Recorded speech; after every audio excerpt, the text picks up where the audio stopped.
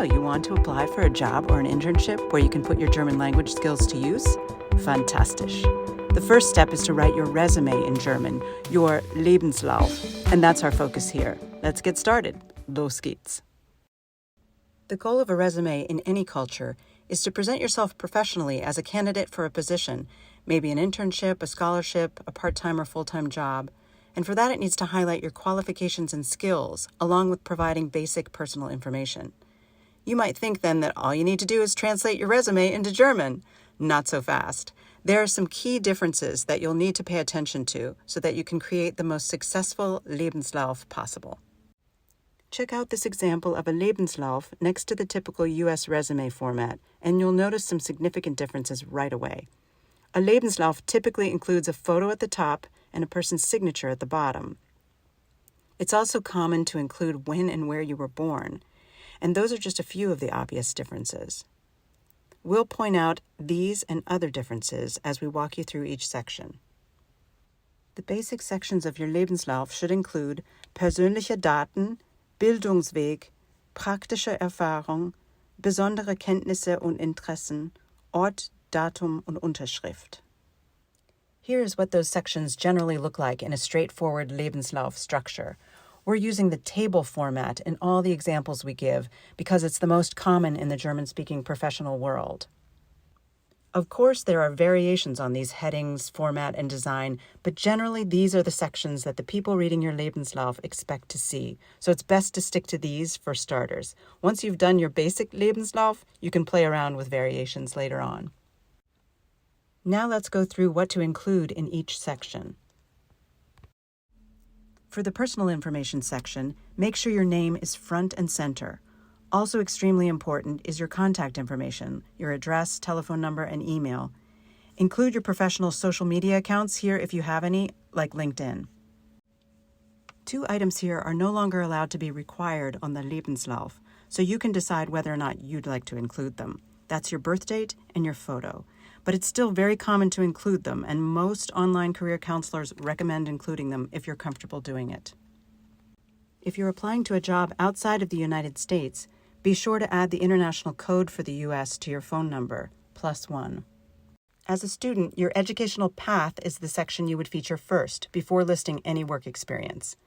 It's sometimes called Ausbildung or schulische Laufbahn.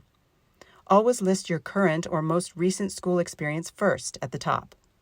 Quantify achievements if you can, like providing your GPA or other concrete data. This section showcases your practical experience. If you really don't have any work experience yet, you can leave it out and add more detail to the education section and your skills and interests section. That's coming up next. Keep in mind, though, that even part-time or summer jobs say something about you as a potential worker, so it's smart to include them here. Just as with your educational path, your job should be listed in reverse chronological order, so with the most recent first. Say what your job title was and follow this up with bullet points that list your job tasks and responsibilities. In describing what you did for each job, try to use active verbs like unterstützen and entwickeln. In this section, you have the chance to highlight knowledge and interests above and beyond your education and work experience. It's always divided into subcategories, and that's a great way to feature your hard skills, like with technology, and your language competency. For language skills, always start with your first language or languages, and then list others that you have some proficiency in. To describe your language skills, you can use the Common European Frame of Reference, or CEFR, scale when applying to a German-speaking company or organization, because most are familiar with it. Calling out your volunteer or club activity on your Lebenslauf shows both your level of commitment to a cause and your willingness to contribute to a community. Include hobbies on your Lebenslauf only if they get across something unique about you and can be viewed as relevant to the job you're applying for. Even though it's not required, adding your signature at the bottom of your Lebenslauf is a way of treating it like a contract. You're saying, I certify that everything I've written here is accurate and honest. Once you have your content set, you can move on to format and design. There are lots of career company websites that offer design templates for making a Lebenslauf. Most offer them for free if you create an account with them. There are countless designs to choose from. Just download the one you like and substitute your own information in the appropriate places on the document, already nicely laid out for you. If you want to bump it up a level, you can use a website that offers a Lebenslauf Generator. You just choose the layout and design that you like, fill in their online form with your information, and the system generates your Lebenslauf. Crafting your Lebenslauf with one of these generators usually costs something, but it may be worth trying them out because they make things so easy. A generator gives you explanations of the different CEFR language levels, for example. Or for the work experience section, they even give you choices of phrases that you can use to describe your job responsibilities. Once you've entered in your information, you can choose from a variety of designs to see what you'd like. If you use a German-speaking service, you'll automatically get the same structure and headings we just presented. If you use platforms where the default is more like a US-American style resume, you'll need to make sure to make the appropriate adjustments aside from language, from listing experience or activities in reverse chronological order to inserting your signature at the end. Just a few final tips as you finalize your Lebenslauf.